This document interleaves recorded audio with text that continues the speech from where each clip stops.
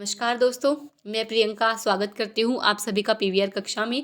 तो हमने CDS PYQ की एक सीरीज़ है वो स्टार्ट कर रखी है, जिसके कंटिन्यूशन में आज हमारा जो थर्ड लेक्चर रहेगा उसमें हम 2024 के जो सीडीएस का जो सीडीएस 1 हुआ था ना, हमारा पार्ट 1 होता है अप्रैल के मंथ में, उसके पीवाईक्यूज देखेंगे कौन से सब्जेक्ट के लिए, ज्योग्राफी के लिए। इससे पहले हम 2025 का जो दोनों हैं हमारे 2025 1 एंड 2, इसकी जो लेक्चर्स हैं वो हम हमारे चैनल पर अपलोड कर चुके हैं, आप जाकर देख सकते हैं। बहुत इंपॉर्टेंट लेक्चर्स रहेंगे, आपको थीम का एनालिसिस में हेल्प करेंगे, करंट पैटर्न कैसा आ रहा है एग्ज़ाम का, उस चीज़ को भी आप उसके थ्रू एनालाइज कर सकते हो। तो आपको वो चैनल भी, जो बच्चे नए हैं इस वीडियो को देख रहे हैं, पहले उन 2 वीडियोज़ को भी आप जाके देख लेना। ओके, तो चलिए स्टार्ट करते हैं हमारा 2024 सीडीएस 1 का ज्योग्राफी का सेक्शन।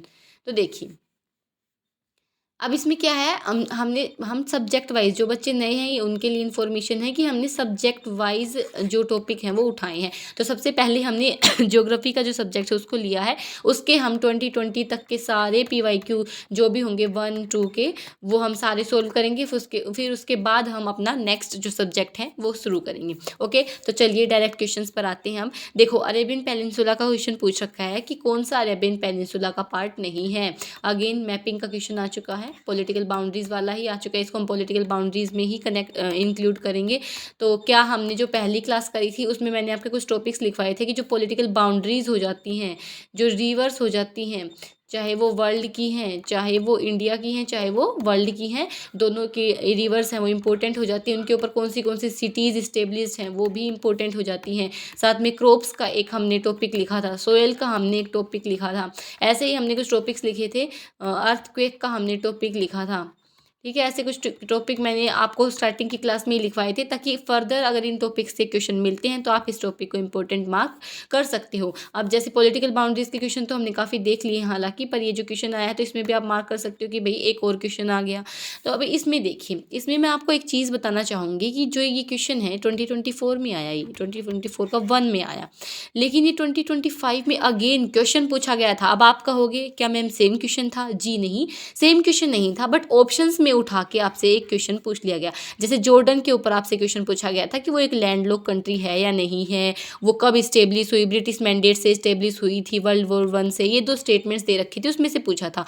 तो कहाँ से पूछा भाई? ये ऑप्शंस ऑलरेडी दे रखे हैं आपको, इन ऑप्शंस में से ही वो क्वेश्चन फॉर्मुलेट कर दिया। तो ये बेनिफिट होता है हमारा जब हम पीवाईक्यूज को सोल्व करते हैं ना, तो ये बेनिफिट होता है हमारा पीवाईक्यू सोल्व करने का, कि हम ऑप्शंस को भी जब एनालाइज करते हैं तो हम इजीली जो क्वेश्चंस आते हैं उनको सोल्व कर पाते हैं कनेक्ट करके। ओके, तो चलिए वैसे इस क्वेश्चन का आंसर है भी जॉर्डन ही, जो अरेबियन पेनिनसुला का पार्ट नहीं है, तो वो कौन सा है? हमारा जॉर्डन रहेगा। अब देख लेते हैं, देखिए ये है हमारा अरेबियन पेनिनसुला पूरा, ये हमारा पूरा अरेबियन पेनिनसुला है, लेकिन इसमें जो जॉर्डन है वो इसके नॉर्थ में लाई करता है, और जॉर्डन इसका अरेबियन पेनिनसुला का पार्ट है वो फॉर्म नहीं करता है। चलिए नेक्स्ट क्वेश्चन पर बढ़ते हैं। देखिए नेक्स्ट क्वेश्चन है वो हमारा अंटार्कटिका के बारे में है, कि जो कॉन्टिनेंट ऑफ अंटार्कटिका के बारे में है। अगेन अगर आपने मैप अच्छे से करा होगा ना, किसी भी एटलस से आप करो, अगर आपने अच्छे से किया होगा तो इस क्वेश्चन को हम ईजिली सोल्व कर सकते हैं, डुएबल क्वेश्चन नहीं है। ठीक है, देखिए सबसे पहले तो हमें ये तो पता ही है भाई, जो अंटार्कटिका है वो हाईएस्ट एवरेज एलिवेशन पर है, सी के लेवल से 2000 मीटर पर समथिंग है। ये अप्रोक्सीमेट डेटा मैं बता रही हूँ आपको सी के लेवल से, तो ये हाईएस्ट है। जी हाँ, ये स्टेटमेंट बिल्कुल सही है। जो हमारी सेकंड स्टेटमेंट है वो माउंट विंसन के बारे में बात करता है कि हाईएस्ट पीक है इस कॉन्टिनेंट की। जी हाँ, ये बहुत इंपॉर्टेंट स्टेटमेंट है, ये बिल्कुल सही है हमारी, कि माउंट विंसन है वो क्या है, जब हम मैपिंग का करते हैं ना, मैपिंग की वीडियोज़, तो उसमें बताया जाता है कि कौन से कॉन्टिनेंट की कौन सी हाईएस्ट पीक है। तो ये दोनों की दोनों स्टेटमेंट हमारी बिल्कुल करेक्ट हो जाती हैं, आप इसके एक्सप्लेनेशन देख सकते हैं। अब देखिए जो नेक्स्ट क्वेश्चन है वो अगेन, क्या हमने बायोस्फीयर रिजर्व का टॉपिक लिखा था या नहीं लिखा था? और सेम क्वेश्चन रिपीट है, सेम 2025 में एक क्वेश्चन सेम रिपीट हुआ है, बिल्कुल 20 में चेंज नहीं है। हालांकि ऑप्शंस को थोड़ा चेंज किया गया था जरूर, पर क्वेश्चन सेम था कि बायोस्फीयर रिजर्व ऐसा कौन सा है जो 3 स्टेट्स में है, तो उसका आंसर क्या था? नीलगिरी। तो देखिए ये फायदा है, हम पीवाईक्यूज जब करते हैं तो हमें यही बेनिफिट होता है। 2024 में ये क्वेश्चन पूछा गया था और 2025 में अगेन सेम क्वेश्चन है वो पुटअप हो गया। ओके, अचानक मार है, ये है हमारे मध्य प्रदेश में है, शेषाचलम है आंध्र प्रदेश में, अगस्त्यमलाई है तमिलनाडु और केरला के जंक्शन पर है। ओके, ये हमारा आंध्र प्रदेश में देखने को मिलता है शेषाचलम। तो देखिए ये रहा हमारा Nilgiri biosphere reserve, tri junction पे है, यहाँ पर लोकेटेड है। कर्नाटका, केरला और तमिलनाडु। अगेन स्टेट्स भी इंपॉर्टेंट हो जाते हैं, कौन से 3 स्टेट्स में है ये भी आप याद रख सकते हो। बाकी जो हमने देखे हैं अगेन शेषाचलम वो आंध्र प्रदेश का है, अगस्त्यमलाई केरला और तमिलनाडु के बॉर्डर पर है, और स्प्रेड ओवर 3 स्टेट्स है, वो कौन सा है, हमारा नीलगिरी है। नेक्स्ट जो क्वेश्चन उसमें पूछ लिया note correctly, very very important. सबसे पहले ना हमें ये स्टेटमेंट्स ही देखनी है कि भाई करेक्टली पूछा या नोट करेक्टली पूछा, उसके बाद हम आगे क्वेश्चन को पढ़ेंगे। ये चीज़ आप हमेशा याद रखना। ओके, ये तो घुट्टी समझ लो आप एक तरीके से अपने लिए, एक घुट्टी ही है जिसमें आपको सबसे पहले ये पढ़ना है कि नोट करेक्टली पूछा या करेक्टली पूछा है। तो नोट करेक्टली पूछा है। देखिए रामनगर के बारे में है कि जो रामनगर है क्या वो वाइल्ड लाइफ सेंचुरी वो उत्तराखंड में है। चलिए होल्ड पे रखते हैं इसको। चक्रशिला, जी हाँ बिल्कुल सही है, चक्रशिला आसाम में है। Nahar very very important, Haryana में है। और नाहड़, और बताओ हरियाणा की 2 और वाइल्ड लाइफ सेंचुरीज का नाम बताओ कौन सी है, आप बता सकते हो कमेंट सेक्शन में मुझे। केन जो वाइल्ड लाइफ सेंचुरी है वो कहाँ पर है, अरुणाचल प्रदेश में है। बट जो रामनगर है ना ये सिटी है उत्तराखंड में, लेकिन जो वाइल्ड लाइफ सेंचुरी की अगर हम बात करते हैं तो ये कहाँ पर है, हमारी जम्मू एंड कश्मीर में लाई करती है। ओके, ये हमारी जम्मू और कश्मीर में लाई करती है वाइल्ड लाइफ सेंचुरी, और जो प्लेस और टाउन है वो कॉर्बेट के पास है उत्तराखंड में। ये कंफ्यूज करने के लिए था सिर्फ क्वेश्चन, आपकी एक्टिवनेस। लक्षद्वीप के बारे में क्वेश्चंस हैं, देखते हैं क्या पूछा है। वेरी वेरी इंपॉर्टेंट, अभी मैंने बताया क्या देखना आपको, आपके लिए घुट्टी है ये, क्या देखना है, करेक्ट और इनकरेक्ट। तो करेक्ट पूछा है तो वो देख लेते हैं। Productivity per hectare is highest in India, हाँ जी बिल्कुल सही है। लक्षद्वीप में सिर्फ ये ही क्रॉप होती है, कोकोनट वाली ही, और ये हाईएस्ट है इंडिया में। कोकोनट सबसे ज़्यादा कहाँ पर होते हैं, पर हेक्टेयर की बात है यहाँ पर, ये याद रखना आपको। प्रोडक्टिविटी पर हेक्टेयर सबसे ज़्यादा कहाँ पर है, लक्षद्वीप में। और ऑयल कंटेंट है जो हमारे कोकोनट में, ऑयल कंटेंट ये भी बहुत इंपॉर्टेंट फैक्ट है कि हाईएस्ट है वर्ल्ड में। जो लक्षद्वीप में जो कोकोनट होते हैं उसमें जो ऑयल कंटेंट है वो हाईएस्ट है। तो इसमें ऑप्शन सी है वो करेक्ट आंसर हो जाता है। देखिए जो ये आपके जितने भी आंसर्स हैं ये मैंने ऑफिशियल जो आंसर की है ना, ऑफिशियल जो आंसर की यूपीएससी ने रिलीज़ की हुई है उसी से ही मैच करके लगाए हैं। तो इसमें कोई डाउट नहीं है कि आपके जो आंसर्स है वो गलत होंगे, कोई चांस नहीं है इस चीज़ का। ओके, नेक्स्ट देखिए। नेक्स्ट जो हमारे, देखो ये एक्स्ट्रा वर्ड्स हैं, इनको आप इग्नोर करना प्लीज़, कई बार हो जाती हैं गलतियाँ। देखो बैरियर आइलैंड के बारे में है ये कुछ, अगर आपने पढ़ा होगा ना, लैंडफॉर्म फीचर्स हम पढ़ते हैं कौन सी क्लास के एनसीईआरटी में, 11th क्लास के एनसीईआरटी हम लैंडफॉर्म फीचर्स पढ़ते हैं, उसी से ही ये क्वेश्चन उठाया गया है। अब आपको मेरे को कमेंट सेक्शन में बताना है जो बैरियर आइलैंड है वो कोस्टल फीचर है या कोई अदर फीचर है, कौन सा है, कोस्टल लैंडफॉर्म है या फिर कौन सी लैंडफॉर्म है, आपको ये मेरे को कमेंट सेक्शन में बताना है। देखिए small chain of sand island that form of शोर, हाँ जी बिल्कुल ये शोर है हमारा, और इससे ऑफ शोर ये बनता है, थोड़ा सा हटके बनता है। बैरियर रीफ ये सैंड की ही एक बैरियर बन जाती है, जैसे ये ओशन हो गया हमारा मेन, इस मेन ओशन से हटके यहाँ पर एक लगून सा फॉर्म कर देगी, क्योंकि यहाँ पर पानी जब फील होगा ना तो वो लगून बन जाएगा, ठीक है। और ये हमारी बैरियर रीफ हो गई, तो ये बिल्कुल सही है। लेकिन इसमें गलती क्या है, इसमें हमारे लिए एक जो कैच है वो क्या छोड़ा था एग्जामिनर ने, फार नहीं बनते हैं भाई, ये दूर नहीं बनेंगे। अगर दूर बनेंगे ना कोस्ट से तो आप ये सोचो कि फिर लगून कैसे बनाएगा, क्योंकि लगून तो कोस्ट के नियर में ही बनता है। तो यहाँ पर ये वाला जो कीवर्ड है ना बस ये गलत है, इसकी वजह से स्टेटमेंट गलत हो जाती है। अब देखिए लगून्स और shallower marshes separate the barrier island from the mainland, हाँ जी लगून्स या फिर जो मार्शेज हैं वो बन जाते हैं जो कि बैरियर आइलैंड को, मेन जो हमारा शोर है, मेन जो हमारी हम कह सकते हैं जो मेनलैंड है उससे ये सेपरेट करता है। तो ये बिल्कुल सही है हमारी स्टेटमेंट। नेक्स्ट स्टेटमेंट है such locations are hazardous for settlement because they are easily swept away by storms, हाँ जी ये इतनी स्ट्रॉन्ग नहीं होती हैं, ये इतनी मजबूत नहीं होते हैं, इसमें ईजिली ये स्टॉर्म्स और हुरिकेन्स में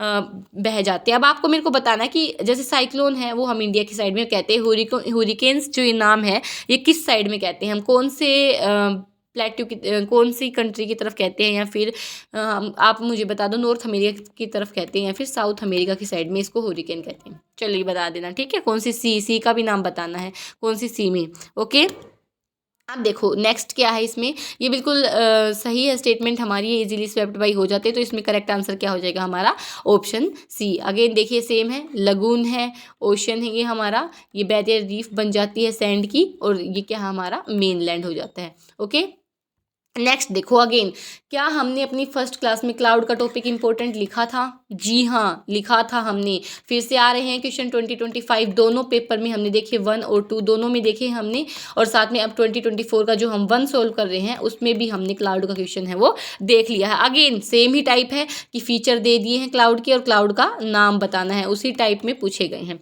ओके, तो चलिए देखते हैं क्वेश्चन क्या कहता है। हाई हाई हाई पे है तो हम एल्टो को काट सकते हैं क्योंकि एल्टो ही मिडल में होते हैं। High thin puffy white clouds हैं जो कि cloud form of ice crystal. तो हमें ये तो पता है कि सीरस होते हैं आइस क्रिस्टल वाले, और हाईएस्ट क्लाउड हैं सीरस क्लाउड हैं ये। रिपल्स, रिपल्स मतलब बीच बीच में से जो मछली के गिल्स होते हैं ना, जैसे बीच बीच में रिपल्स से बन जाती हैं, वो किस में बनते हैं? मोस्टली क्यूमुलस जो क्लाउड्स है ना उसमें हमें देखने को मिलते हैं। तो इसका आंसर क्या हो जाएगा? Cirrocumulus. हम पहले ही स्टेटमेंट से इससे अराइव कर चुके हैं अपने आंसर पर। बाकी जो एनसीईआरटी में सेम चीज़ें गिवन है भाई, जो मैकेरल स्काई इसमें गिवन है ना, ये मैकेरल स्काई ये एनसीईआरटी में गिवन है ये नाम, ठीक है, ये भी सीरस का ही पार्ट है। तो लार्ज फिश के जो स्केल्स है वैसे हो जाते हैं, वो किस में होते हैं? क्यूमुलस क्लाउड्स में होते हैं। आप स्केल्स के फिश के स्केल्स कह लो या फिर रिपल्स कह लो, एक ही बात है।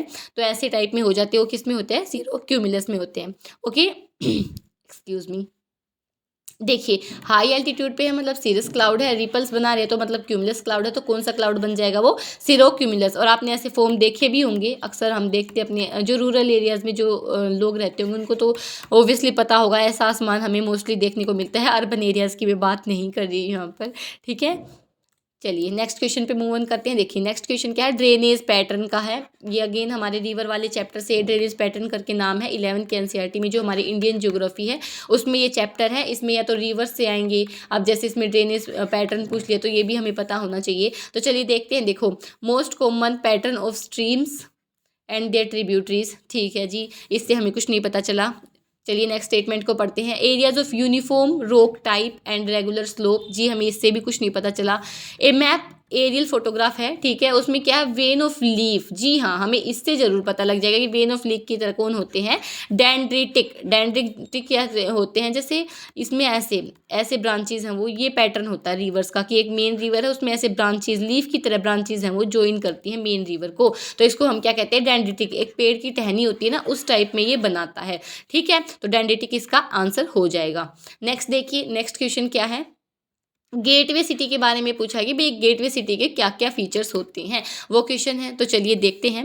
ये अगेन देखिए जो हमारी 10th की एनसीईआरटी है ना वो भी अब बहुत ज़्यादा इंपॉर्टेंस रख रही है, उसको भी आप मत छोड़ना। 10th की एक ही एनसीईआरटी है, उसको तो आप पढ़ना ही पढ़ना है आपको, ठीक है। सब बोलते हैं कि 11th की एनसीईआरटी पढ़ लो उससे हो जाएगा, लेकिन मैं रिकमेंड करूँगी आपको कि आप 10th की एनसीईआरटी को भी एक बार गो थ्रू जरूर कर लेना, यहाँ से भी क्वेश्चन आते हैं, ठीक है। जैसे गेटवे सिटी है, ट्रांसपोर्ट के क्वेश्चन आपको देखने को मिलेंगे। और अगर आपको अपडेटेड वर्जन करना है तो आप NIOS को ही रेफ़र करना ट्रांसपोर्ट के लिए, जो अपडेटेड चीज़ें हैं ना वो, जैसे नेशनल वाटरवेज़ हैं हमारे, ठीक है, नेशनल हाईवेज़ हैं, नेशनल वाटरवेज़ हैं, नेशनल वाटरवेज़ हैं, इनके लिए हमें रेफ़र करना है NIOS को, ताकि हमें अपडेटेड इन्फॉर्मेशन मिले। तो इसके क्वेश्चन भी हम देखेंगे, रिपीट होते हैं क्वेश्चन, ऐसा कुछ नहीं है कि क्वेश्चन नहीं आते, इससे आते तो 10th की एनसीईआरटी आपको पढ़नी है। Okay, city whose physical location makes it a link between one country and the other, हाँ जी, हम इसमें एग्जाम्पल लेके समझेंगे मुंबई गेटवे का, क्योंकि अब ये रिसेंट में न्यूज़ में भी था। मुंबई गेटवे क्यों था? क्योंकि यहाँ से जो फीमेल्स की एक शिप है उसको, वेसल है उसको, पहली वेसल थी जिसमें फीमेल्स थी सारी। अब आपको मेरे को बताना है कि उसको हेड कौन किसने किया था, कैप्टन का नाम बताना है। और मुंबई ऑफ गेटवे से उसको हमने कहा मतलब भेजा है, ठीक है। तो वो एक तरीके से मस्कट ओमान तक जाएगा, ठीक है, उसका नाम बताना है आपको कौन सी है वो। तो देखिए क्वेश्चन में क्या है कि फिजिकल लोकेशन के बारे में है कि ये दो कंट्रीज़ को या फिर दो प्लेसेस को लिंक करता है। जी हाँ बिल्कुल सही है, जैसे मुंबई गेटवे है वो कर रहा है अदर कंट्रीज़ के साथ हमें लिंक। गेटवे है वो क्या करेगा? कमांड करेगा। एंट्री और एग्जिट राइट हैं, पावर्स हैं फॉर ए पर्टिकुलर कंट्री और ए रीजन। जी हाँ, एग्जिट और एंट्री के जो राइट्स हैं वो एक्सरसाइज करता है, मुंबई गेटवे भी करता है। तो ये स्टेटमेंट बिल्कुल सही है। ये नॉर्मल सी स्टेटमेंट है, अगर हमने इसके बारे में नहीं भी पढ़ा ना तो हम इस न्यूज़ भी अगर हमने पढ़ी है तो भी हम कर देंगे मुंबई गेटवे की न्यूज़। और अगर नहीं भी पढ़ी है तो भी हम इस क्वेश्चन को इजीली कर सकते हैं। इसमें कोई ऐसी एक्सट्रीम स्टेटमेंट नहीं गिवन है कि हमें नहीं पता लगेगा कि कौन सा करेक्ट आंसर है। Okay, most gateway cities are ports. हाँ जी, हम पोर्ट्स को ही ज़्यादा से ज़्यादा रिकमेंड करने की कोशिश करते हैं।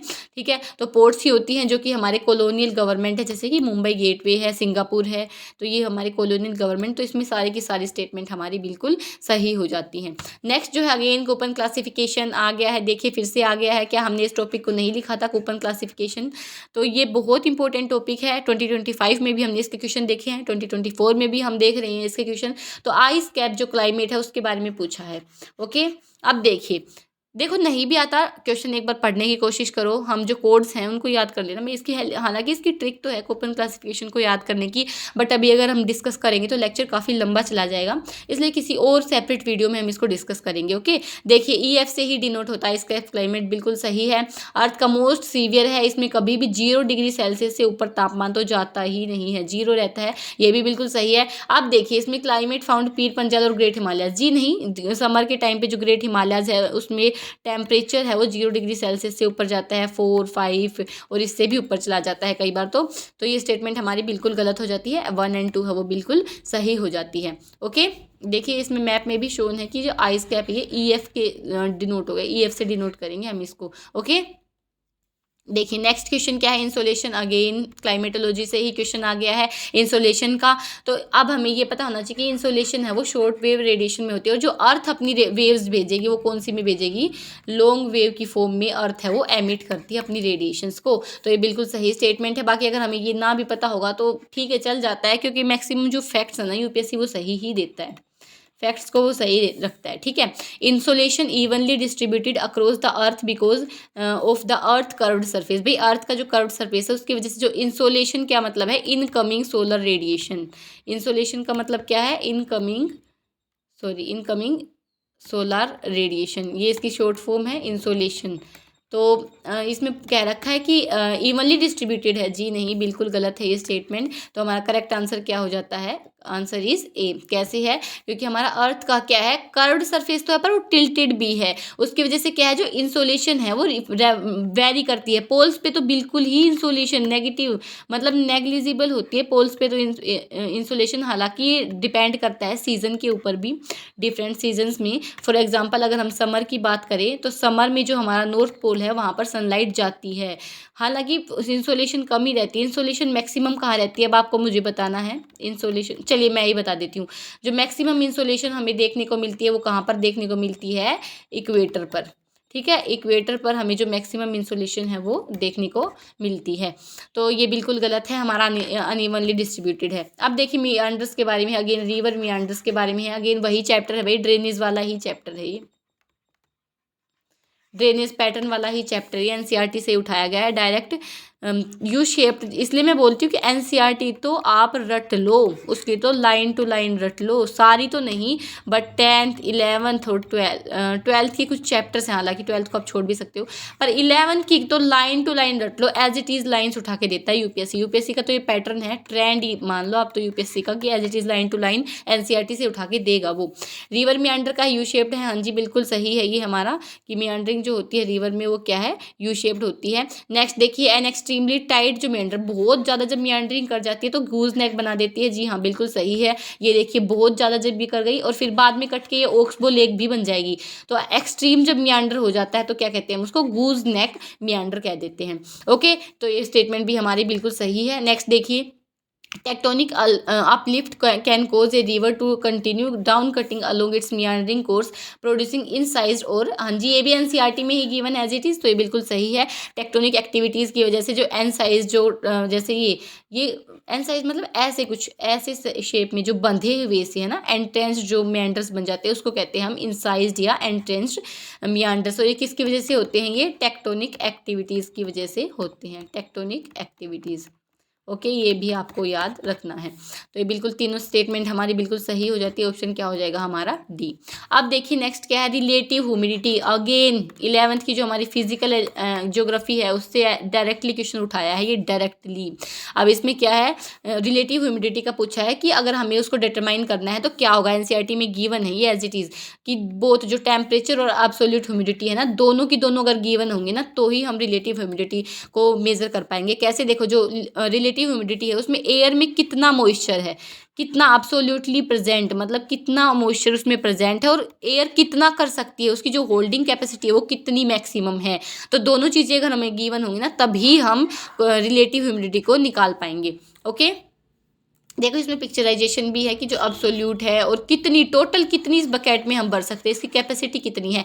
दोनों को जब हम डिवाइड करेंगे तो हमें क्या मिलेगा? Relative humidity. काफ़ी अच्छे से डायग्रामेटिक रिप्रेजेंटेशन करके आपको चीज़ें समझाने की कोशिश की गई है, क्योंकि जो हम पिक्चराइजेशन, एक इमेजिनेशन हम अपने माइंड में कर लेते हैं, उसके थ्रू हम ज़्यादा अच्छी अंडरस्टैंडिंग कर पाते हैं।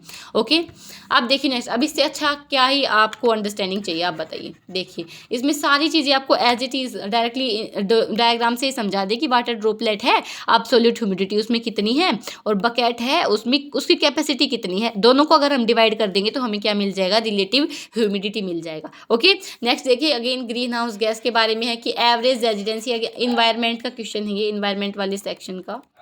ओके, इन्वायरमेंट वाले सेक्शन का क्वेश्चन कि एवरेज रेजिडेंस सबसे ज़्यादा किसका होता है? ये N2O, जो हमारी नाइट्रस ऑक्साइड है उसका सबसे ज़्यादा रेजिडेंस होता है इन्वायरमेंट में, सबसे ज़्यादा। मीथेन है वो 12 साल तक रह सकती है। वाटर वेपर तो 1 दिन का ही होता है, ठीक है। N2O है वो 114 साल तक रह सकती है, इसलिए इसका हाईएस्ट है। ओके, नेक्स्ट देखिए BW किसके लिए स्टैंड करता है? वेरी, देखो कूपन क्लासिफिकेशन से सेम 2024-1 में 2 क्वेश्चन आ चुके हैं कूपन क्लासिफिकेशन से। तो आप इस चीज़ को इमेजिन कर लीजिए कि कितना इंपॉर्टेंट है कूपन क्लासिफिकेशन हमारे लिए। और दोनों के दोनों हमें मतलब कोड्स के बेसिस पे एक स्टेटमेंट थी, हालांकि उसमें और भी थी, पर इसमें देखिए डायरेक्ट कोड से ही है। तो BW क्या है हमारा? डेजर्ट से रिलेटेड है। डी का हम बी कर देते हैं, डी का हम बी कर देते हैं, ये डेजर्ट का हम बी से ही डिनोट करते हैं। Okay, desert climate. फिर आगे चाहे कुछ भी दे दे आपको, एक बार जब आपने बी देख लिया ना तो बी देखते ही आप टिक कर देना डेजर्ट का। ओके, BW क्या हो जाएगा हमारा? एरिड या फिर डेजर्ट। नेक्स्ट देखिए, नेक्स्ट क्वेश्चन क्या है? एंडेंजर्ड स्पीसीज का है। अगेन क्या हमने एंडेंजर्ड स्पीसीज के बारे में क्वेश्चन पढ़ा था 2025 में? क्या आप याद रिकॉल कर पा रहे हैं माउंटेन गोरिल्ला को? उसके आगे क्या लिखा था स्टेटमेंट में? माउंटेन गोरिल्ला के आगे क्या लिखा था? एंडेंजर्ड वर्ड ही तो था। और उस टाइम पे मैंने आपको बताया भी था, हमने डिस्कस भी किया था कि जो ये स्पीसीज के जो भी एंडेंजर्ड है, क्रिटिकली एंडेंजर्ड है, कौन बताता है? हमारा IUCN बताता है। अब आपके लिए होमवर्क रहेगा कि आपको IUCN के हेडक्वार्टर्स बताने हैं कहाँ पर है। ओके, IUCN है वो बताता है, ये रेड डेटा बुक लिस्ट है, ठीक है। अगेन देखिए नेशनल वाटरवे नंबर 2 कहाँ पर सिचुएटेड है? ये हमें सारे के सारे जो 6 नेशनल वाटरवेज हैं, आई गेस 6 ही हैं, जो 6 नेशनल वाटरवेज हैं, एक बार आप भी चेक कर लेना अपनी एंड से।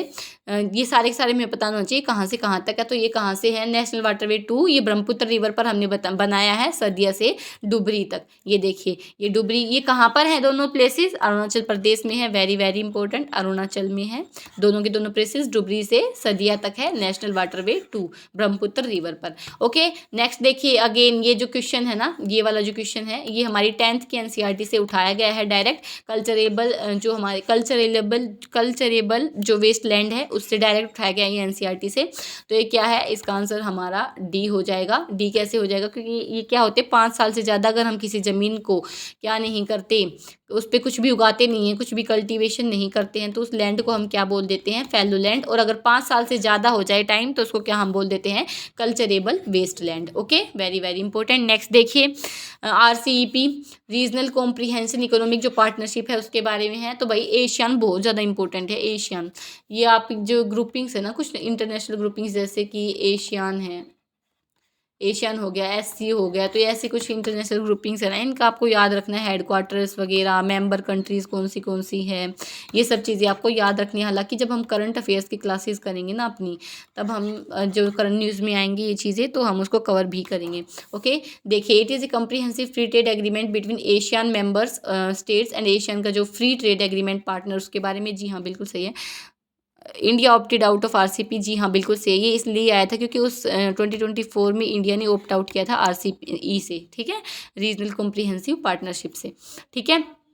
तो ये दोनों सही हो जाते हैं हमारे आंसर, ये आप पढ़ लेना। ये देखिए ऑप्टेड आउट किया था सॉरी 2024 में, ये न्यूज़ में था, हाँ मैंने ये सही बोला, न्यूज़ में था, बस ये इसलिए पूछ लिया, बाकी ऑप्ट आउट तो इसने, इसको एक बार कंफर्म कर लेना ऑप्ट आउट कब किया था, आई गेस 2024 में किया था, ये इन्फॉर्मेशन में भी रॉन्ग है, एक बार आप अपने एंड से इसको चेक कर लेना, मैं भी इसको चेक करके बता दूंगी एक बार, ठीक है। कुछ बार कई बार गलतियाँ हो जाती हैं, हम भी इंसान ही है, रोबोट नहीं है, ठीक है। देखिए नेक्स्ट क्या है इसमें, लिथियम एक्सप्लोरेशन, जब ये न्यूज़ में था, क्योंकि जब हमें लिथियम के कुछ भंडार मिले थे, कहाँ पर, जम्मू एंड कश्मीर में मिले थे, तो ये इंपॉर्टेंट था उस टाइम पे। तो लिथियम का एक्सप्लोरेशन का प्रोजेक्ट हुआ था ना, तो हमने किसके साथ साइन किया था एग्रीमेंट की, कौन, क्योंकि इंडिया के पास लिथियम को एक्सप्लोर करने की टेक्नोलॉजी नहीं है अभी, ठीक है। तो हमने जो लिथियम ट्रायंगल कंट्रीज़ है ना, ABC, अर्जेंटीना, बोलीविया, चिले, इन कंट्रीज़ के साथ हमने एक एग्रीमेंट साइन किया है कि हमारे जो इंडिया में लिथियम मिला उसको आप एक्सप्लोर करो, अपनी टेक्नोलॉजी से हमारी हेल्प करो। तो कौन सी कंट्री के साथ किया था हमने, अर्जेंटीना के साथ किया था, ठीक है। अर्जेंटीना यहाँ पर ही है, ठीक है, ये इधर अर्जेंटीना, ये मैं थोड़ा सा रूंगा, कोई नहीं।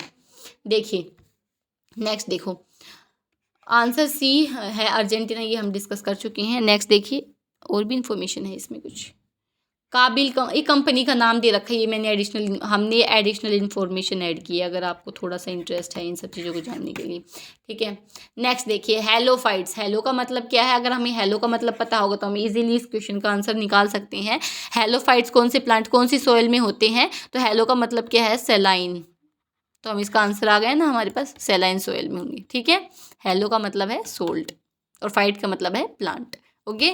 नेक्स्ट देखिए, ओजोन होल के बारे में क्वेश्चन है कि ओजोन होल है वो कौन से रीजन के ऊपर है, is a region over Antarctica के ऊपर है, आर्कटिक के ऊपर है, जी हमें पता है अंटार्कटिका के ऊपर है, तो 2 ऑप्शन एलिमिनेट हो गए। नेक्स्ट देखिए, Antarctica caused mainly CFC gases की वजह से है या कार्बन डाइऑक्साइड की वजह से है, तो ये देखिए जो मेनली होता है ये CFC गैसेज की वजह से ही होता है, क्लोरोफ्लोरोकार्बन्स की वजह से ही ये होता है, ठीक है। जो हमारा ओजोन डिप्लीशन है वो, चलिए बताइए ओजोन डिप्लीशन को कंट्रोल करने के लिए कौन सा प्रोटोकॉल है वो साइन हुआ है, डिप्लीशन को कंट्रोल करने के लिए कौन सा, सॉरी मैं तो नाम मेरी, कौन सा प्रोटोकॉल है वो साइन किया था, आपको प्रोटोकॉल का नाम बताना है, ओके, कमेंट सेक्शन में बताना है आपको ये, ठीक है। तो यहाँ पर हमारे जो 2024 के, वेट मिनट, यहाँ पर जो हमारे 2024 के पार्ट 1 के क्वेश्चन है, मतलब जो अप्रैल मंथ में 2024 का CDS का एग्ज़ाम हुआ था ना, उसके क्वेश्चंस है यहाँ पर ख़त्म होते हैं। हम मिलेंगे नेक्स्ट वीडियो में जिसमें हम 2024 के सेकंड पार्ट के क्वेश्चन देखेंगे, यानी कि जो सितंबर में CDS हुआ था उसके क्वेश्चंस देखेंगे, अगेन ज्योग्राफी के सब्जेक्ट के लिए ही देखेंगे। Thank you everyone for joining the session. आपके लिए 3 काम रहेंगे, वो 3 काम कौन से रहेंगे आपके लिए, रिवाइज एंड रिवाइज, जो अभी तक हमने पढ़ा है उन सब चीज़ों को रिवाइज करना है, ठीक है। ये 3 काम आपके लिए रहेंगे, तब तक चलिए ठीक है, क्लास को एंड करते हैं हम। Thank you.